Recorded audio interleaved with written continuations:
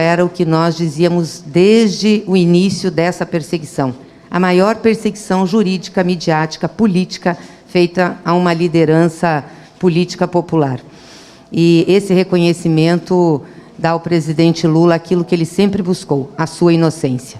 Importante dizer que dos 16 processos que o presidente Lula foi julgado até agora, seja na vara de Curitiba, os 3 que estavam lá, sejam os que estavam fora, o presidente Lula foi absolvido, foi inocentado.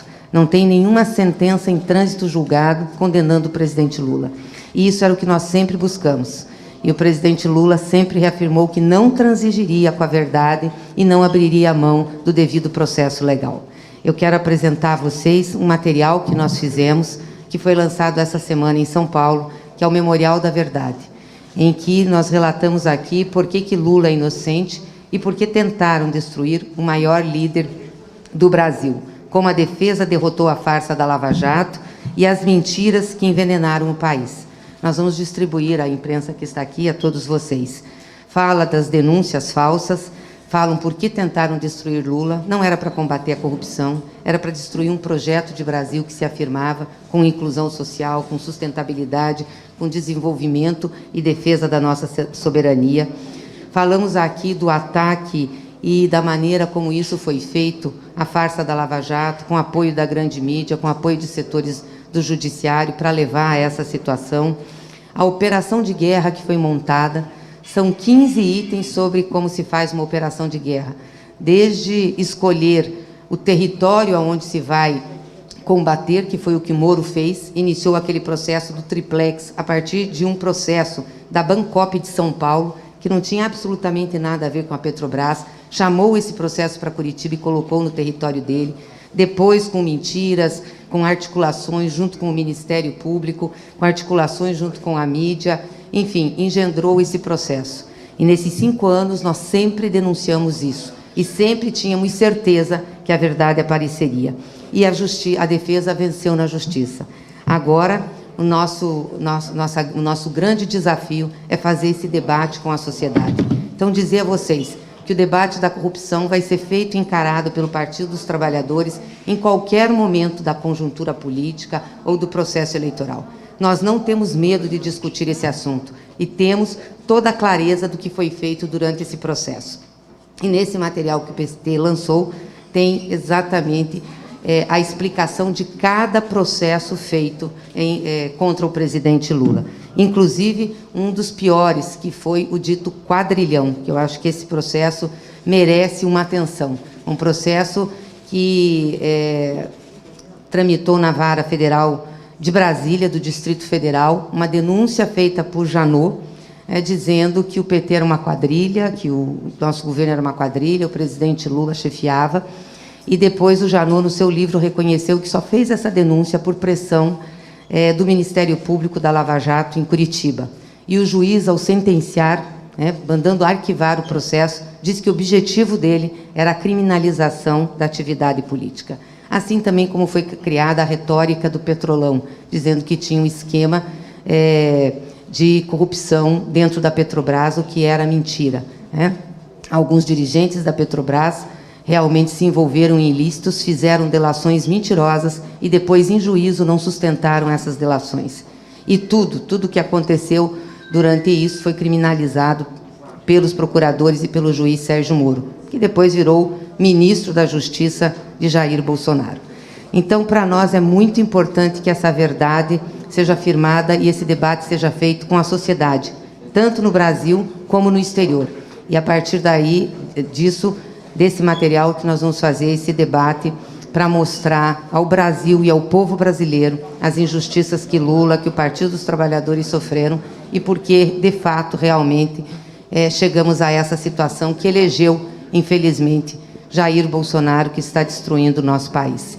Então, faz parte das nossas conversas políticas, faz parte das atividades que nós estamos fazendo, também esclarecer essa verdade. Eu vou pedir, então, para o pessoal distribuir para vocês esse material, que a gente reputa de muita importância, e eu gostaria muito de pedir que o pessoal da imprensa pudesse ler. Está de forma muito didática, objetiva, mostrando exatamente o que aconteceu em cada momento desses 5 anos.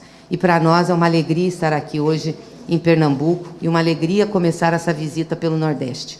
Infelizmente, a gente não conseguiu fazer a caravana que nós queríamos, até porque ainda estamos vivendo, né, um período de pandemia, não temos como aglutinar, mas nós voltaremos ao Nordeste para fazer outras visitas e terminar os estados que a gente não conseguiu visitar ainda.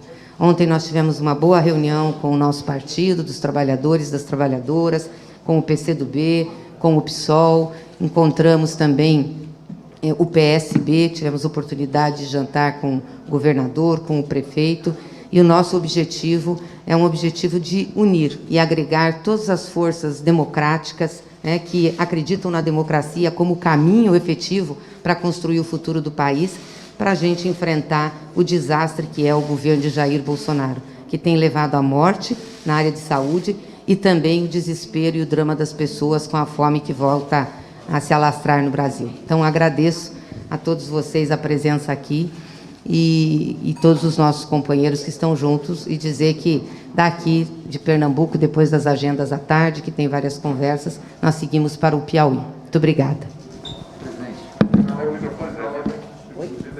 Ao final, a gente distribui. Também aqui saudar o Márcio, que é o nosso vice-presidente do PT, e o companheiro João, que é deputado estadual do PCdoB, que nos acompanha.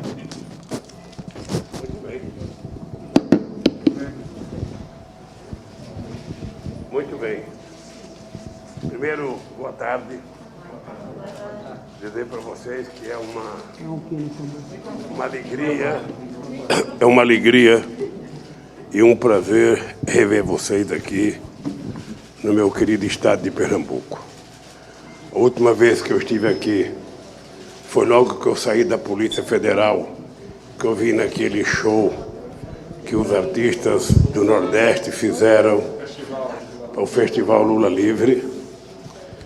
Depois eu fiz mais uma viagem e fui visitar o Papa Francisco para discutir com ele a questão, uma campanha que eu pretendia fazer no mundo sobre a questão da desigualdade social.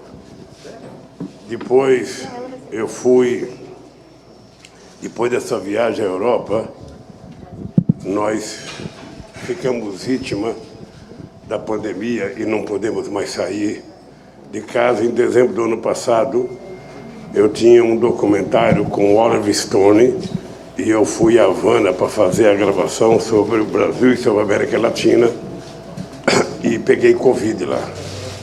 E fiquei, nós estávamos em 9, só a nossa companheira Nicole, que é assessora de imprensa, não pegou. Está aqui, acho que de magra que ela é, não pegou. Todo o desmaio pegaram e, graças a Deus, não aconteceu nada com ninguém. E depois eu não pude mais sair. Eu tenho muita vontade de fazer essas viagens, de vir ao Nordeste, de ir ao Sul e ao Sudeste, mas para evitar aglomeração e para evitar de dar razão aos negacionistas, eu resolvi não sair. Mas também, sabe, eu resolvi que era necessário fazer uma viagem para a gente discutir o nosso país, para a gente discutir com os partidos aliados, para a gente discutir com o movimento social a situação que o Brasil está vivendo. E eu vim aqui exatamente para isso. É a primeira vez que eu venho para cá sem passar na Bahia antes, ou seja, eu vim direto para Pernambuco para poder começar por aqui uma viagem que daqui eu saio para o Piauí, do Piauí eu vou para o Maranhão, do Maranhão eu vou para Fortaleza, de Fortaleza eu vou para Natal, de Natal eu vou para Salvador. E termina essa viagem. E discutindo com governadores, com prefeitos, com os políticos e com o movimento social, a situação do país. Eu não sei como é que vocês estão me enxergando, mas eu, sinceramente, eu nunca imaginei que depois da Constituinte de 88, a gente fosse voltar à situação que nós estamos vivendo.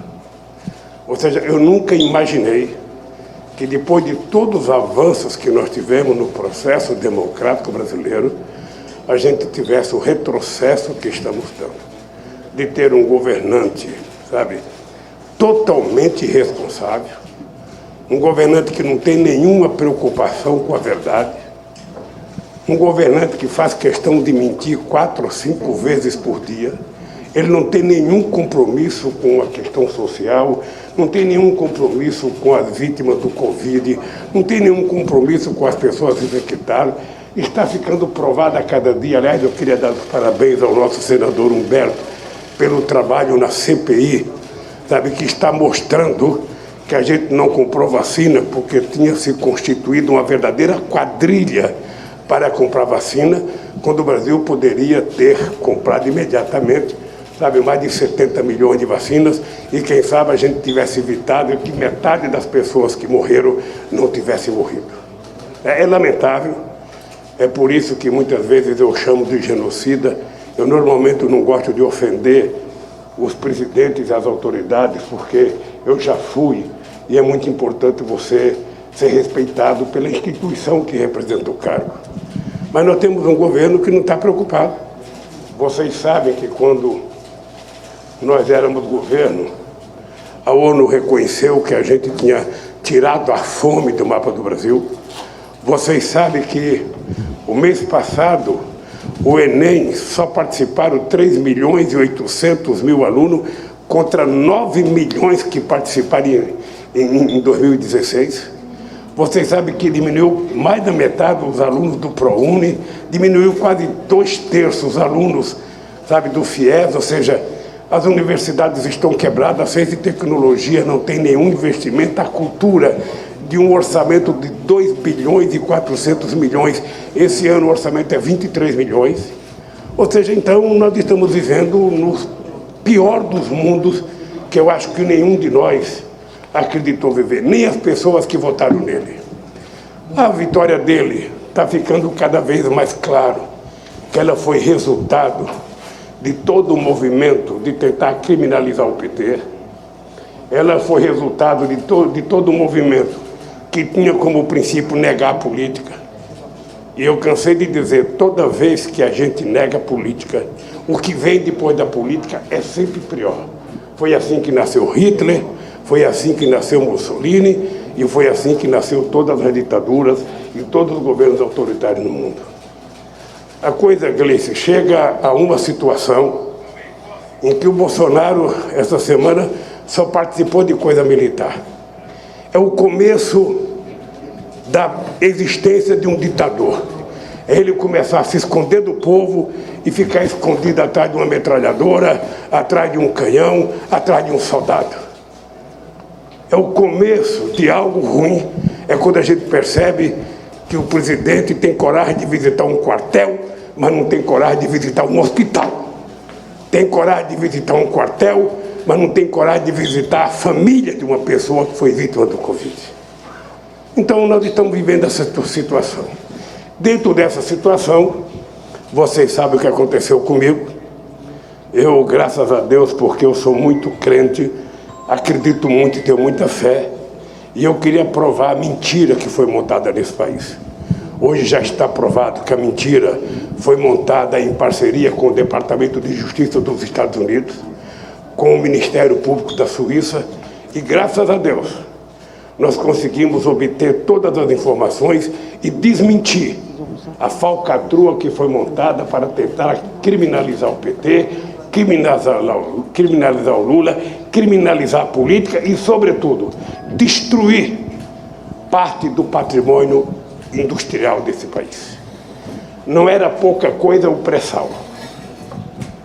Quando nós decidimos construir a refinaria Beura e Lima aqui em Pernambuco, e a gente resolveu construir a refinaria no Ceará, e nós resolvemos construir a refinaria no Maranhão, e nós resolvemos construir a refinaria de combustível de avião no Rio Grande do Norte, a gente tinha no pré-sal o passaporte do futuro, e a gente não queria ser exportador de óleo cru, a gente queria ser exportador de derivado, porque o pré-sal foi a maior jazida descoberta no século XXI. Não sabemos se existe outra, mas nós descobrimos. E o que é que nós aprovamos? Que 75% do royalties seria para a educação, para a saúde, para a ciência e tecnologia. Nós criamos um fundo social para que fosse destinado um fundo para todo o povo brasileiro, e criamos a lei da partilha em que a Petrobras tinha prioridade. Tudo isso incomodou as petroleiras do mundo inteiro, tudo isso incomodou os governantes de alguns países que mandam na economia mundial, e chegamos ao golpe a Dilma e chegamos à prisão do Lula. Bem, nós estamos aqui outra vez. Estamos aqui com muita alegria, e eu tenho dito para meus companheiros sem ódio, sem querer vingança, porque na minha idade e na situação que está o povo brasileiro, a gente não pode pensar em briga menor. Quando eu estava preso, eu dizia para as pessoas que iam me visitar: eu estou aqui, mas eu estou comendo, eu estou almoçando, eu estou jantando e eu estou dormindo. E lá fora tem milhões de pessoas que não cometeram nenhum crime como eu. Essas pessoas não estão detidas como eu, mas essas pessoas não têm um cobertor para se cobrir. Essas pessoas não têm um prato de comida para comer no almoço ou na janta. Essas pessoas não têm um simples copo de leite, um café da manhã para tomar com pão com manteiga, e essas pessoas não fizeram nada. Nós fizemos um estudo, que eu não sei se já chegou até vocês, feito pelo DIESE, que é um departamento intersindical, que já tem mais de 50 anos. O prejuízo que o pré-sal gastou na economia brasileira foi o desmonte de 4.400.000 postos de trabalho. Eu vou repetir: o pré-sal causou neste país, uma bagatela de 4.400.000 postos de trabalho que se extinguiram com a destruição da quebradeira da indústria de óleo e gás, da indústria naval. Vocês participaram das inaugurações que eu vim aqui, nesse estaleiro aqui. Vocês viram a quantidade de trabalhadores, inclusive soldadores que estavam no Japão e que voltaram para trabalhar, porque tinha muita encomenda e o Brasil queria ter na indústria naval um dos seus polos de desenvolvimento. Tudo isso acabou. Tudo isso foi criminalizado. Tudo isso foi transformado em bandido. As indústrias de construção civil do Brasil, que estavam se transformando nas empresas de engenharias mais importantes do mundo, as empresas brasileiras estavam ganhando concorrência nos Estados Unidos, as empresas brasileiras estavam ganhando concorrência em todos os países da América do Sul, as empresas brasileiras estavam ganhando concorrência em quase todo o continente africano. Quando houve a invasão na Líbia, quem estava lá era empresa brasileira. A Galvão Bueno estava lá, a Odebrecht estava lá, fazendo aeroportos, fazendo cidades inteiras, e por isso nós incomodamos, os interesses privados e interesses geopolíticos dos Estados Unidos e de outras pessoas. Se tiver uma aguinha aqui, eu agradeço. Bem, então, nós estamos de volta. E eu queria dizer para vocês que nós estamos de volta, trabalhando para que a gente possa juntar todo o rebanho necessário que a gente puder juntar para reconstruir a democracia brasileira. Reconstruir a democracia brasileira, que foi fundada com a aprovação da Constituição de 88 e que está sendo agora desmontada. Os trabalhadores que tinham direitos trabalhistas desde 1943, quando foi aprovada a consolidação da lei do trabalho, já não tem mais suas garantias. A Previdência Social já foi desmontada. Os trabalhadores hoje não têm sequer perícia, levam quase 2 anos para fazer uma perícia. E mais importante, nós voltamos ao trabalho escravo, porque um trabalho que não garanta ao trabalhador um salário fixo, um emprego que não garanta ao trabalhador, garantia de seguridade social, que não garante a remuneração de sábado e domingo, que não garante férias, que não garante 13º salário. Eu pergunto, que trabalho é esse? Quem ganha com isso? Quem lucra com isso? Certamente não é as pessoas que trabalham. Vocês sabem, nitidamente, que nós temos 15 milhões de desempregados hoje, é o maior da história do Brasil, e é importante não ter memória curta. Em dezembro, quando a Dilma governava esse país, em 2014, nós tínhamos apenas 4,3% de desemprego, que era praticamente pleno emprego, como se fosse a Suécia, como se fosse a Holanda, como se fosse a Noruega, como se fosse a Alemanha. Era pleno emprego. Nós faz tempo que não temos aumento do salário mínimo, faz bastante tempo que não tem nenhuma política de assentamento, sabe, de nenhum trabalhador rural nesse país, faz muito tempo que não tem uma casa Minha Vida construída nesse país, faz muito tempo que o povo pobre foi esquecido. Então nós temos 15 milhões de desempregados, nós temos 6 milhões de pessoas que já não procuram mais emprego de jeito nenhum, nós temos mais 33 milhões de pessoas que estão desorientadas, que estão desalentadas, que não procuram emprego. Você tem milhões vivendo de bico, vivendo de biscate, e nós, efetivamente, só vamos gerar emprego se a gente fizer a economia brasileira voltar a crescer. E para a economia brasileira voltar a crescer, eu tenho uma solução fácil, Berto. Vocês que são deputados e senadores. São duas coisas simples. A primeira coisa para acabar com a miséria é colocar o pobre no orçamento da União, no orçamento da Prefeitura, no orçamento do Estado. A segunda coisa é colocar o rico no imposto de renda. Porque rico não paga imposto de renda sobre lucro, sobre dividendo. Quem paga imposto de renda são vocês que recebem o salário e no final do mês é descontado na fonte, sabe, a parte do leão, e vocês ficam, sabe, vendo um cara que ganha 700 mil reais por mês paga menos imposto do que um cara que ganha 7 mil reais por mês. Então nós temos total certeza de que é possível reconstruir o país. Eu tenho clareza que nós vamos pegar esse país em 2022 pior do que eu peguei em 2003, bem pior, com a inflação mais alta, com o desemprego mais alto e com a falta de credibilidade interna e externa. O Brasil nunca esteve tão desacreditado. O Brasil não tem nenhum presidente do mundo que queira visitar o Brasil e não tem nenhum presidente do mundo que queira receber o Bolsonaro. É uma vergonha. O Brasil é um país que não tem contencioso com nenhum país do mundo. O último contencioso nosso foi na Guerra do Paraguai. O último. E já faz muito tempo. E nós, então, poderíamos estar conversando com a China, estar conversando com a Índia, com a Rússia, com os Estados Unidos, com a Argentina, com a Venezuela, com Cuba, com todos os países africanos. Isso não existe. Porque nós temos um presidente que foi um lambe-botas do Trump e que continua acreditando de que a mentira vai vencer a verdade. É por isso que ele levanta de manhã e faz 5 ou 6 fake news. É por isso que ele não tem coragem de fazer uma passeata, ele faz uma motociata. Eu nem sabia que existia, eu só fui aprender a palavra motociata agora. Sabe? Então, gente, é o seguinte, esse cidadão não fala em crescimento econômico, não fala em distribuição de renda. E agora que está chegando as eleições, ele fica, sabe, dizendo que vai fazer. Pode fazer o que ele quiser. Qualquer dinheiro disponibilizado, o povo tem que receber, porque o povo precisa, o povo tem o direito de receber.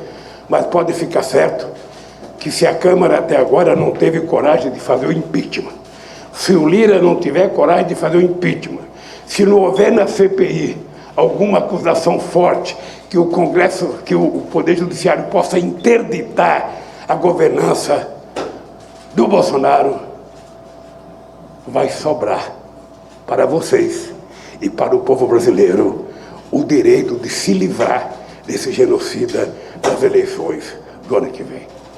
Dito isso, eu me coloco à inteira disposição de vocês para as perguntas. Boa tarde, senhor. Lara Torres, Diário de Pernambuco. Bom, eu queria perguntar para o senhor, em relação a todo esse hábito que Bolsonaro demonstra de criar notícias falsas, especialmente agora, a mais recente e mais chamativa delas, que foi parar no Congresso, que foi a votação do voto impresso, a gente tinha, de certa forma, a expectativa de que, após a derrota desse projeto, dessa PEC, na Câmara, as coisas pudessem se acalmar, mas não é o que a gente tem visto, no momento em que tanto ele como seus apoiadores continuam levantando essa bandeira e tentando implementar essa medida. muito, em grande parte, e o próprio Bolsonaro aponta isso, por causa do senhor estar elegível no momento. É algo que ele sempre aponta como a razão para fazer tudo isso. E aí eu gostaria de perguntar, diante de tudo isso, dessa situação, como é que vocês estão se preparando para enfrentar todo esse problema diante da possibilidade de, dependendo do resultado da eleição no ano que vem, ele não aceitar o resultado, né, da eleição por ter sido na urna eletrônica devido a todas as mentiras que tem criado? Olha, se um filho de Garanhuns tivesse medo de ameaça, eu não teria nascido. O seu Bolsonaro tem que aprender uma coisa. Tá? Ele foi eleito como resultado da maior mentira já contada na história desse país. Ele foi eleito num monte de mentiras contadas, sobretudo as contadas contra o PT, as contadas contra o comunismo. A minha prisão foi feita para que ele pudesse ganhar as eleições, para que o Haddad não pudesse ganhar as eleições. E tudo isso ele já sabe. E ele sabe que vai perder as eleições. Querer trazer o voto impresso é negar as eleições dele durante 8 mandatos. Ele foi deputado e vereador durante 8 mandatos, todas elas com voto eletrônico. Os filhos dele foram eleitos com voto eletrônico. Tanto o vereador, quanto o deputado federal, quanto o senador, e ele. A certeza que eu tenho da lisura do voto eletrônico foi a minha eleição. Foi eu ter o segundo turno em 89, ser o segundo colocado em 94, ser o segundo colocado em 98, ser o primeiro em 2002, 2006, 2010, 2014, e não fomos o primeiro em 2018, porque criaram toda essa falcatrua para não deixar que eu fosse candidato. Então, querer fazer o voto impresso, fazer ameaça que não vai acatar o resultado, eu já tenho experiência demais com bravata. Ele vai perder as eleições, vai acatar o resultado, e o que é mais grave, o que pode acontecer é que quem ganhar não queira receber a faixa dele, queira receber a faixa do povo brasileiro. Quem sabe um de vocês vai a Brasília para colocar a faixa no presidente que foi eleito. E ele só tem que efetivamente respeitar as normas legais que nós aprovamos nesse país. Nós temos Constituição, nós temos instituições sólidas e a gente não precisa concordar com as decisões das instituições.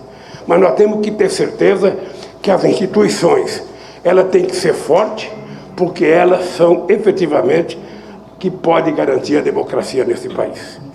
E a democracia está urgentemente precisando que as pessoas de bem se manifestem.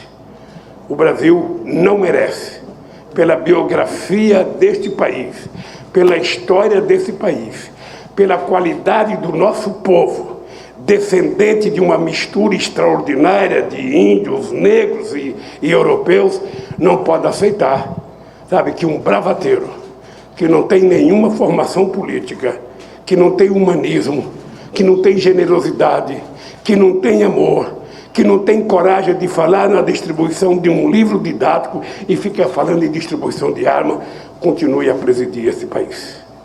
Portanto, pode ficar certo que as eleições vão acontecer, alguém vai ganhar as eleições e ele vai cair fora para nunca mais voltar a ser presidente desse país, porque ele não tem nada de humanismo para governar o nosso país. Muito bem, está ligado, né? Boa tarde a todos, boa tarde a todas as lideranças políticas que aqui se encontram, boa tarde, presidente. Quero dizer que é um prazer reencontrá-lo, né? Meu nome é Tassiana Lopes, sou do interior de Itapetim, terra conhecida como Ventre Imortal da Poesia, sertão do Pajeú. Então, estou aqui representando não só o veículo de comunicação, que é a 104,9 FM, o meu blog, que é tassianalopes.com.br, mas todo o interior, né, onde estou aqui, se pudesse, tinha vindo uma caravana, né, porque todos gostam muito do senhor lá. Mas eu sou de uma cidade onde... Uma cidade não, uma região de gente boa, de gente inteligente, de gente que gosta de trabalhar. E a pergunta é justamente nesse sentido, trabalho. Trabalhar como se não tem oportunidade, se não tem onde? Porque ainda hoje a maioria das pessoas do interior tem que ir para a capital. né? Infelizmente, temos hoje um presidente do país que só pensa em brincar com a pandemia, só pensa em armas, né? Só pensa em eleição agora. A eleição ainda ano que vem, ele no lugar de governar, só está pensando agora em eleição. Então, fica difícil, tudo muito caro, gasolina, energia. Então, a pergunta é o seguinte: o que é que o senhor tem a dizer para as pessoas dessa região, principalmente para os jovens, né? Porque nunca realmente teve um investimento nesse sentido, né? De gerar emprego, mas um investimento real, de fato. Qual a sua explicação para isso, a esperança que o senhor dá para as pessoas dessa região? Olha, se a única razão pela qual eu possa me decidir no final do ano ou no começo do ano que vem ser candidato a presidente da República é a certeza que eu tenho de que a gente pode consertar esse país. Vocês estão lembrados que quando nós ganhamos em 2003, nós tínhamos 12% de desempregados. Vocês estão lembrados que o Brasil devia 30 bilhões ao Fundo Monetário Internacional, e vocês estão lembrados que todo ano o ministro da Fazenda viajava para os Estados Unidos, para Washington, para tentar convencer o FMI a emprestar dinheiro para fechar o caixa. O Brasil parecia um país, sabe, em fase de insolvência. Bom, nós assumimos a presidência em janeiro de 2003, e o que aconteceu? Esse país gerou, em 10 anos, 22 milhões de empregos formais. Esse país aumentou todo ano o salário mínimo, aumentando o valor real do salário mínimo em 74%. Esse país fez a maior política de assentamento rural da história desse país.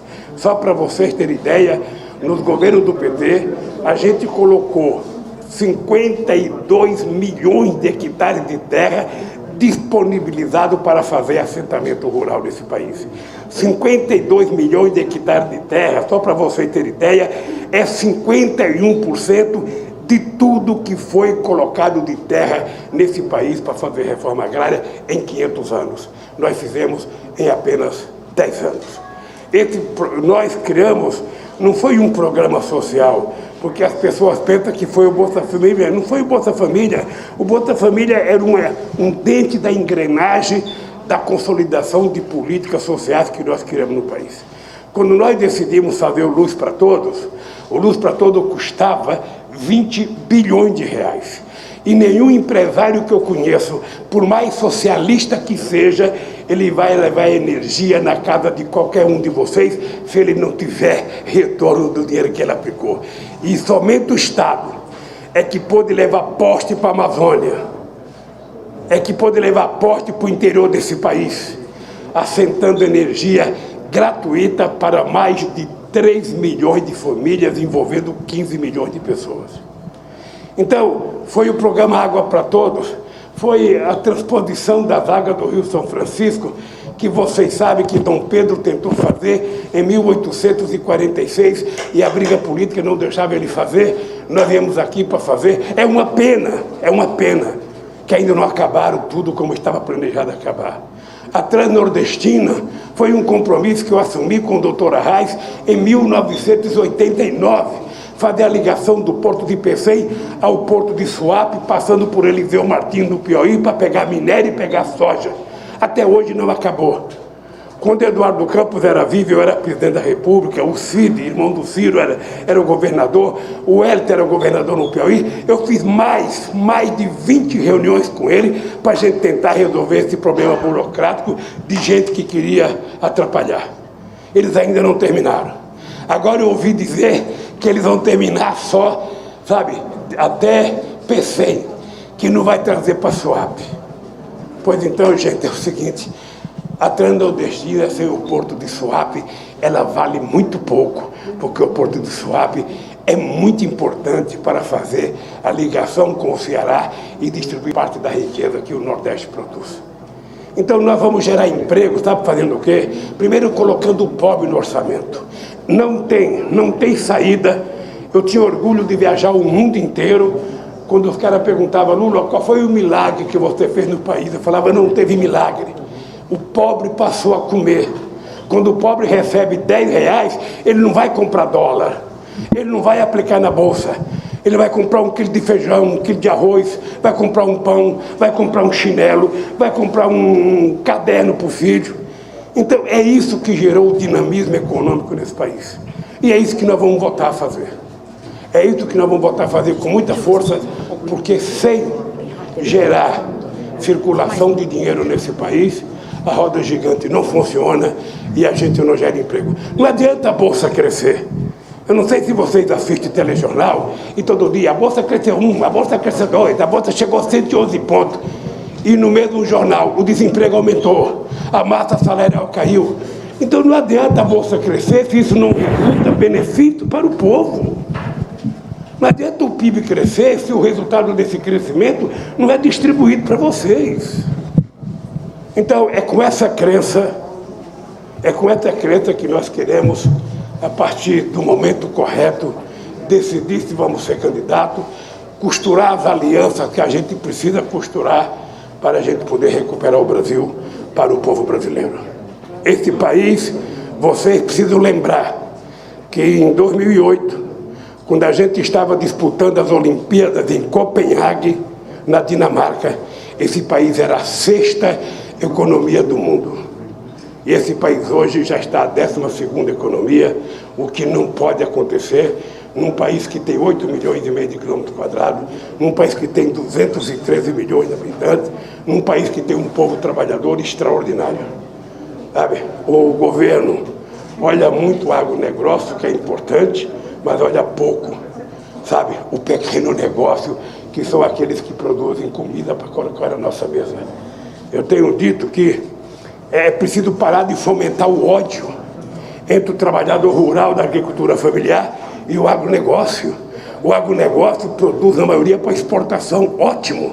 Agora, o próprio cara que produz comida para exportar não produz o feijão que come, não produz o frango caipira que come, não come o omelete do frango que cria. Quem é que cria? São os 4,5 milhões de propriedade familiar que nós temos no país, com propriedade com menos de 100 hectares. É esse país que nós queremos tornar ele vivo. É esse país que nós queremos fazer voltar a crescer. Que o companheiro que entrega, sabe, comida numa bicicleta, que ele entregue a comida dele com direito trabalhista, que a empresa do aplicativo trate ele como cidadão, que ele tenha direito às férias, que ele tenha descanso, sabe? Que ele possa ganhar hora extra se ele trabalhar mais. Ele não pode ser tratado como um escravo. Então é esse país que eu tenho certeza que a gente vai reconstruir. Presidente, oi, boa tarde a todos.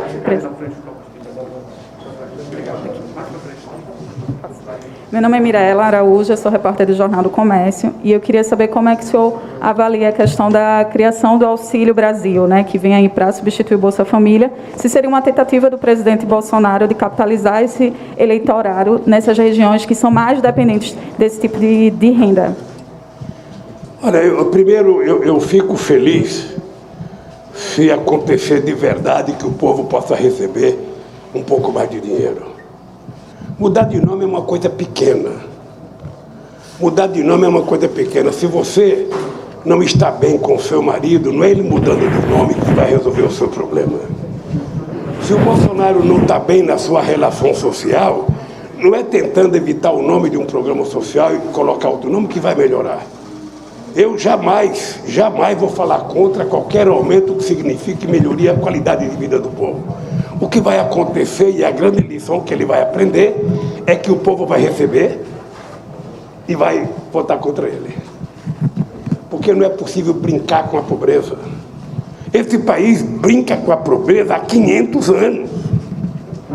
Eu sou nordestino e eu sei o que é a frente de trabalho nesse país. Eu sei quantos pais de família eram explorados para ganhar R$30 por mês para tirar a terra de um lado e colocar no outro.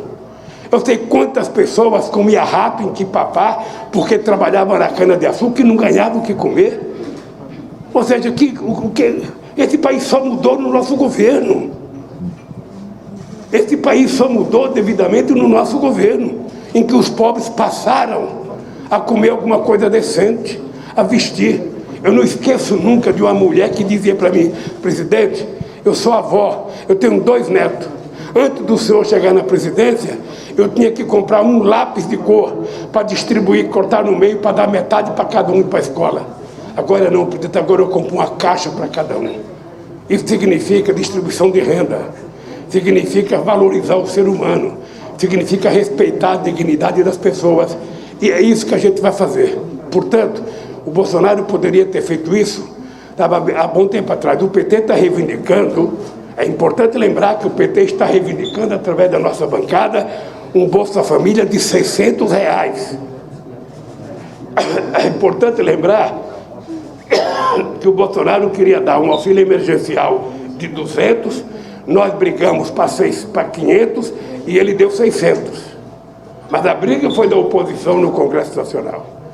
Então, ele que tenha juízo e que ajude esse povo a comer, para o povo poder ter força para ir na urna digitar o nome contra ele. Opa! Tira a máscara para o presidente reconhecer. Presidente, tudo bem? Laércio da Marco Zero Conteúdo, aqui de Recife. Ele. Máscara o senhor não reconhece, né? Pô, aqui, ó. Bom, vou botar aqui, porque senão vão dizer que a gente não estava usando a máscara. Presidente, o senhor foi, durante 8 anos, chefe supremo, né, das Forças Armadas no Brasil. Tem uma experiência de muito tempo no comando das Forças Armadas também. Eu queria que o senhor fizesse uma análise do quadro que a gente tem hoje nas Forças Armadas. Eu queria considerar algumas questões aqui. Primeiro, assim, um apoio que a cúpula das Forças Armadas tem dado, né, ou parte dessas cúpulas armadas tem dado, às declarações de Bolsonaro, as declarações indicando a possibilidade de golpe, de não realização da eleição de 2022, no caso do voto, se não entrasse o voto impresso. A gente viu isso por parte do ministro da Defesa, posicionamento do comandante da Aeronáutica, agora o desfile lá dos blindados, uma ideia do comandante da Marinha. E se associa muito esse pensamento de parte da cúpula da elite das Forças Armadas a alguns fatos que aconteceram recentes, né? Um deles, a criação da Comissão da Verdade, que teria criado dentro das Forças Armadas uma resistência aos governos do PT, por ter mexido, digamos assim, no assunto que é um tabu nas Forças Armadas, a discussão sobre a ditadura militar no Brasil. Essa é uma discussão que a gente não fez aprofundadamente, né? Teve uma transição muito gradual e negociada entre todas as partes. Eu queria sua opinião um pouco sobre essa questão. E também em relação ao Haiti. Muitos especialistas que estudam as causas militares associam muito a participação do Brasil nas forças de paz do Haiti e a relação que a cúpula das Forças Armadas criou, a atual cúpula, com as forças dos Estados Unidos, norte-americanas, a partir daquela relação ali no Haiti, como também um processo que foi, digamos assim, fortalecendo esse viés mais autoritário e conservador da cúpula militar. Bom, depois desse arrodeio todo, queria um pouco ouvir do senhor como o senhor analisa esse quadro das Forças Armadas e que tipo de interlocução. É claro que num país democrático você não precisa bater continência às Forças Armadas para se eleger, nada disso, mas que tipo de interlocução o senhor está construindo? Primeiro, análise desse quadro. Segundo, que tipo de interlocução o PT, o campo democrático, está construindo com as Forças Armadas para, digamos assim, não avançar esse discurso e esse apoio ao golpe, um possível golpe em 2022. Já se falou, já li coisas que dizem assim, o PT está articulando via Celso Amorim, Nelson Jobim e outros ex-ministros da Defesa, uma interlocução. Queria que o senhor fizesse um quadro um pouquinho desse tema tão delicado. Lércio, primeiro eu vou lhe contar um pequeno caso. Quando eu fui eleito presidente da República em 2002, eu não conhecia um único militar. Eu tive que escolher os 3 comandantes. Não conhecia um. Não conhecia nem sargento, nem cabo, nem tenente, nem comandante, nem capitão, nada. Tomei posse. Sabe? Eu fui consultar uma pessoa. Que tinha sido general, sabe, general duro, da linha dura. Eu fui conversar com ele na casa de um amigo. E ele falou: presidente, o senhor não terá problemas com as Forças Armadas, porque tem uma lógica nas Forças Armadas. A gente tem uma fila. A gente vai galgando os nossos espaços na nossa carreira e chega um momento que a gente chega sabe, no momento que a gente pode subir ou a gente pode ser exonerado. O que eu estou dizendo é que se o senhor escolher o primeiro da fila, o senhor não terá problema na aeronáutica, nem no exército, nem na marinha. E assim eu fiz, e governei 8 anos sem ter nenhum problema com as Forças Armadas. Agora, eu fico inquieto com o excesso de preocupações e o excesso de discurso sobre a questão das Forças Armadas. Primeiro, as Forças Armadas têm o seu papel definido na Constituição. Segundo, foi no meu governo que nós aprovamos a estratégia, sabe, que regula o funcionamento das Forças Armadas, ainda em 2010. Portanto, o que nós vamos fazer com as Forças Armadas é para ela cumprir o seu papel constitucional. As Forças Armadas existem para garantir a soberania nacional contra possíveis inimigos internos. Ela tem que tomar conta da nossa fronteira terrestre, ela tem que tomar conta da nossa fronteira marítima, ela tem que tomar conta do nosso espaço aéreo e ela precisa proteger o povo brasileiro. É isso que ela tem que fazer. E não se meter em política. Se quiser se meter em política, tira a farda, vai virar um cidadão comum e pode ser candidato a qualquer coisa. Nós já tivemos, ou seja, o que não pode é o cidadão. Eu ouvi dizer o Pazuello, quando ele foi na CPI, disseram uma futrica, eu não sei se é verdade, que nem tudo que sai da imprensa é verdade também, dizendo que o Pazuello pensou em de fada para amedrontar os senadores. É assim que eles pensam.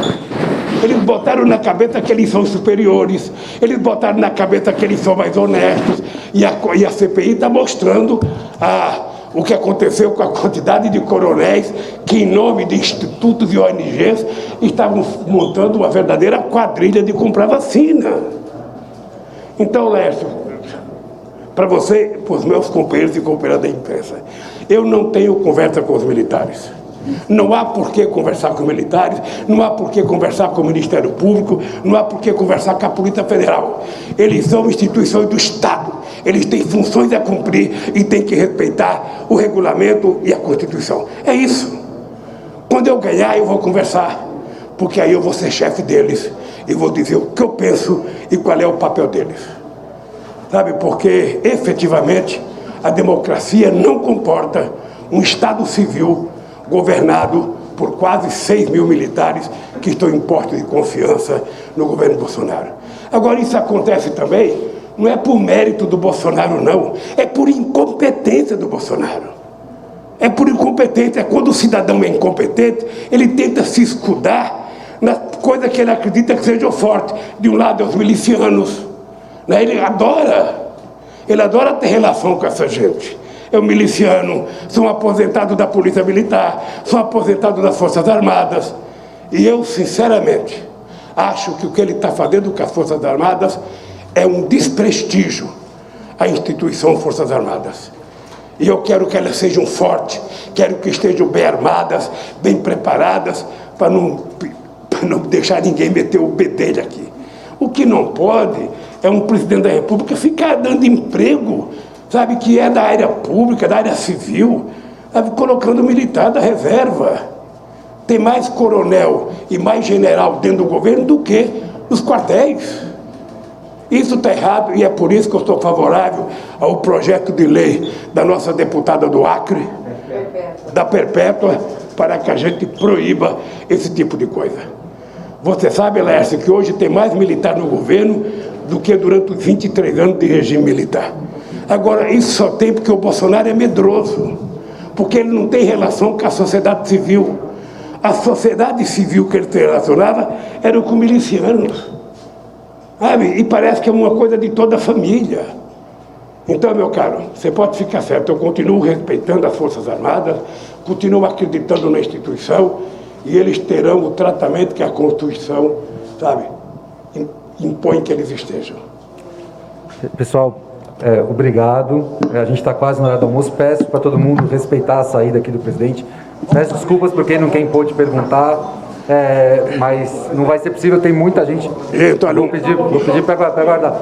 Sem abordagem aqui, sem quebra-queijo.